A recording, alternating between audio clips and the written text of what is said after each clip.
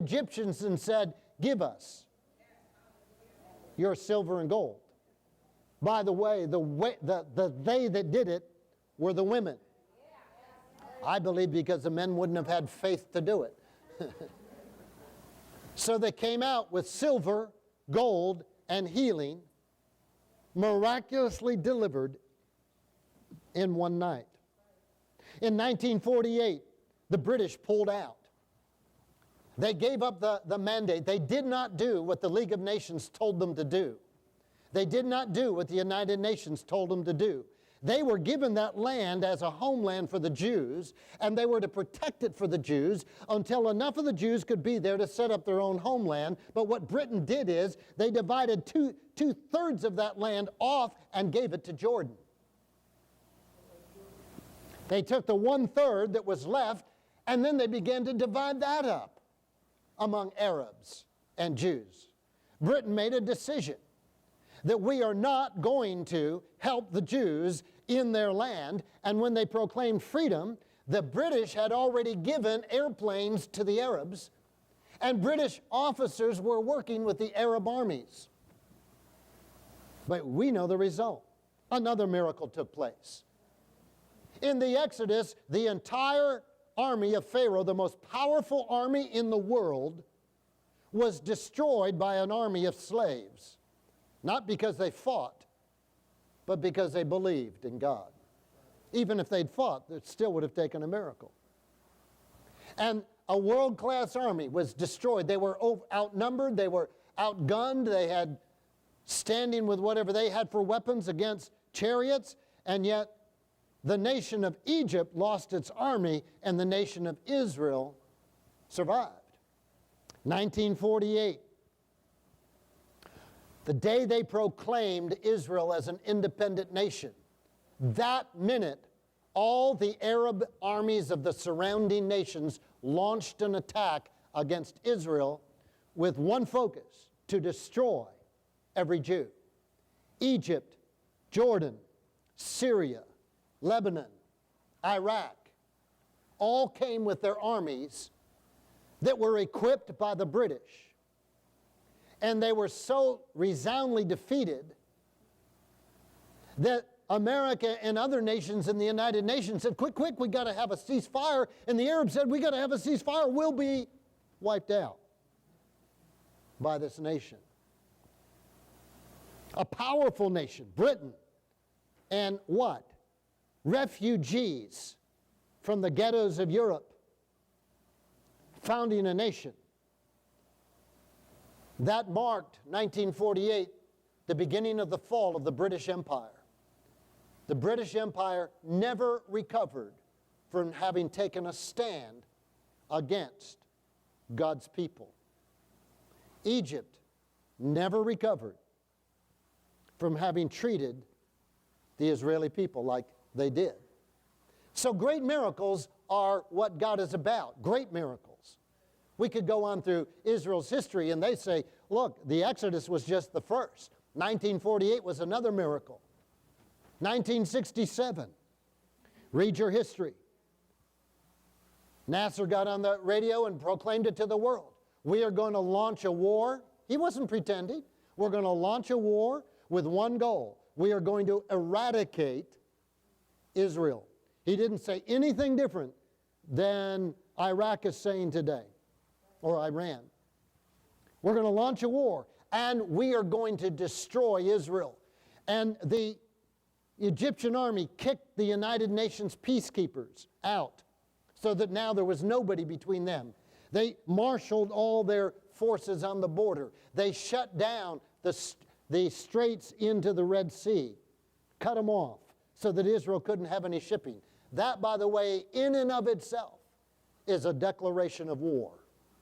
We got to go over to our college campuses and give them some education, because many people believe Israel started that war. All the other nations gathered around, and on the north they were ready to attack. On the south they were ready to attack. Israel said to Jordan, the nation of Jordan, don't attack us, and we won't fight you. So you had Syria and Lebanon on the north, you had Egypt on the south, you had Jordan on the east. And they said to Jordan, stay out of this fight. Had they stayed out of that fight, by the way, the West Bank would still be in Jordanian hands. But they didn't stay out of the fight. Israel launched, you all know the history, a preemptive attack, and unheard of. In one day, wiped out the entire Syrian and Egyptian Air Force. In one day. In 6 days.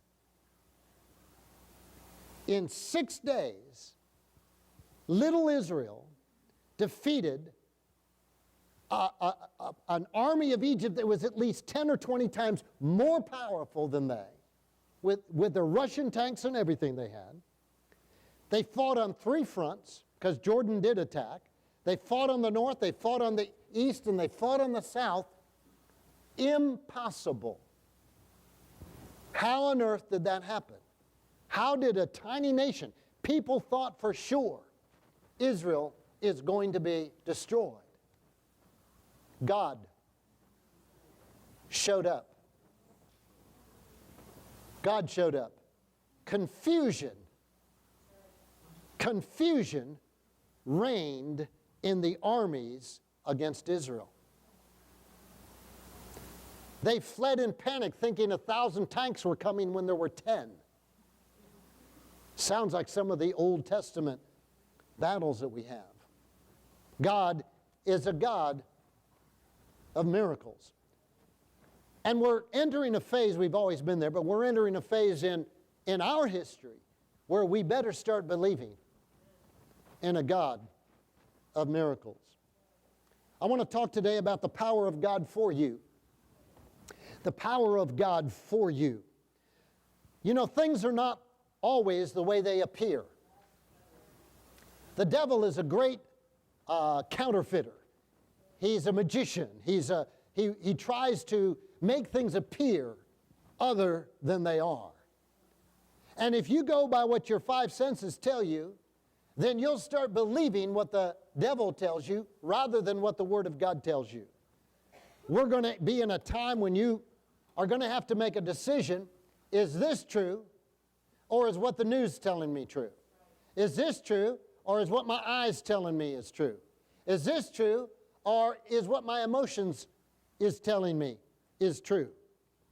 As they looked out, it says in verse 10, Pharaoh approached, the Israelites looked up, and there were the Egyptians marching after them. You can imagine, they're excited. They got free. They're going out, man, this is good. God's going to get us free. And they come up, and now they're looking at the Red Sea. They don't know what Moses is going to do. But suddenly they turn around, and there it comes the enemy.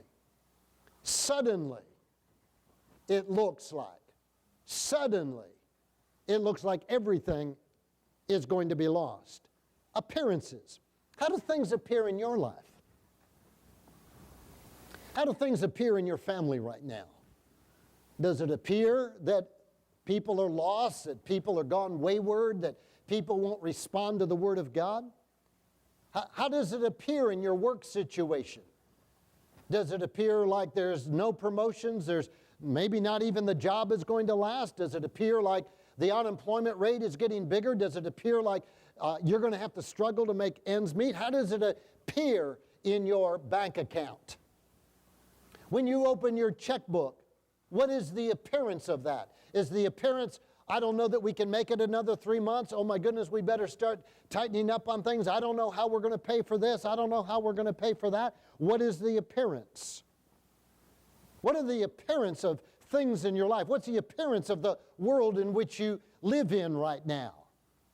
Does it appear that things are pretty bad?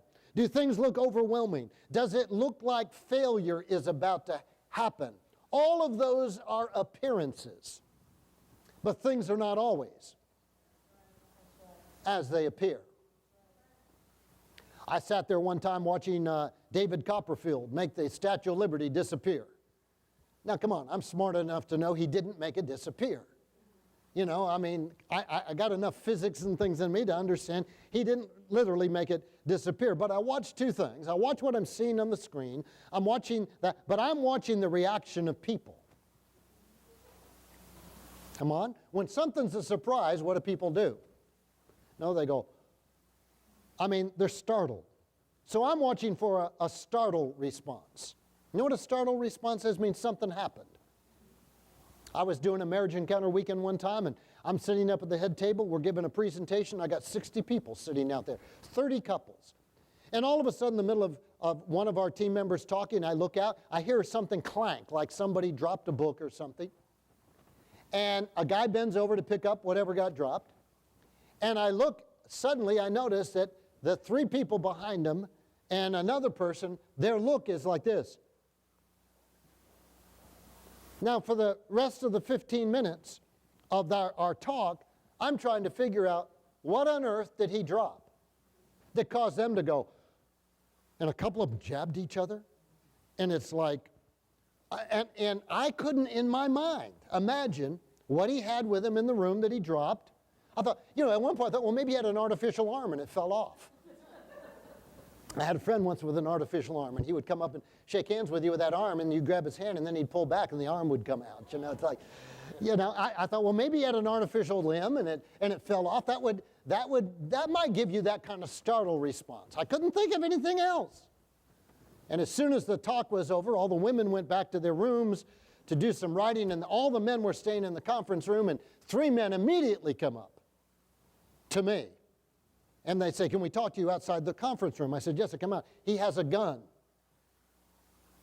I never imagined a gun, but that immediately explained the look.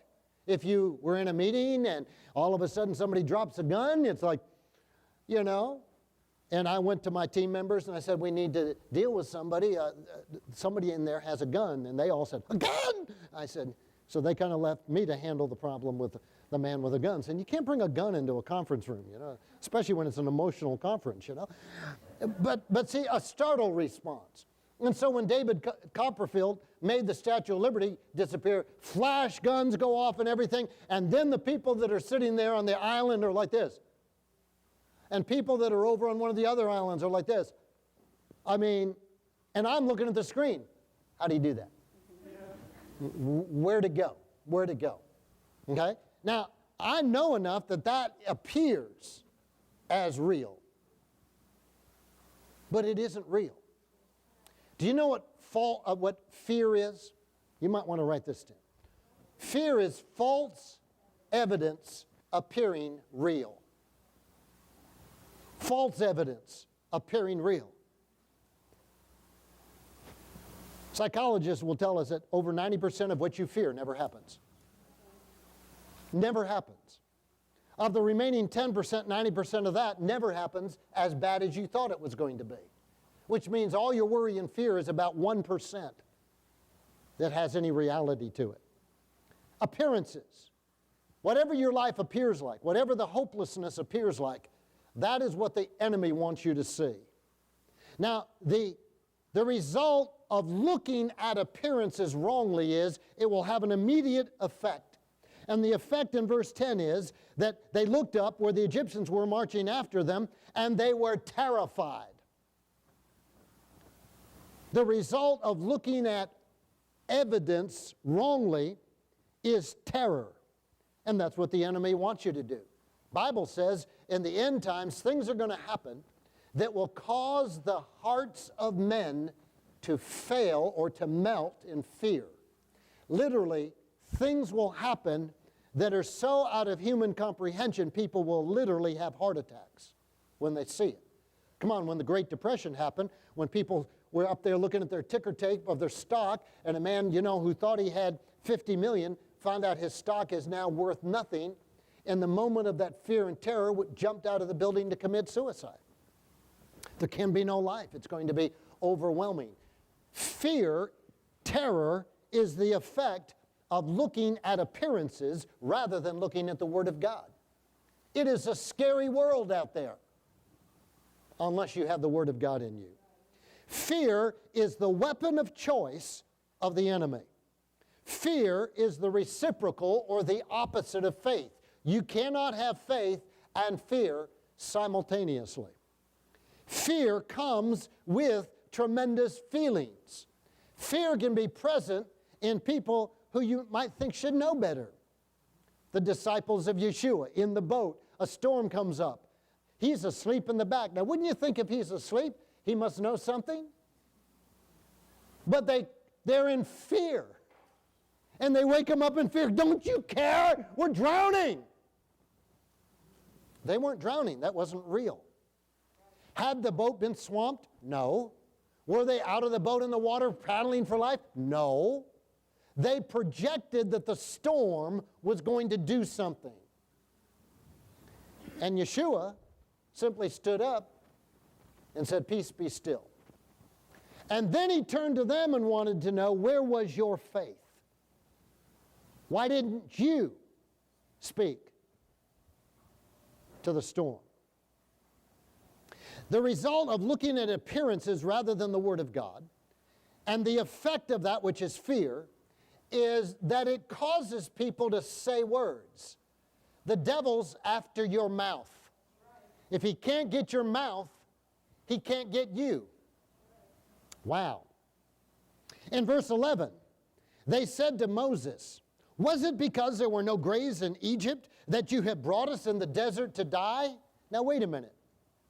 There's Pharaoh's army. Here you are. You're very much alive.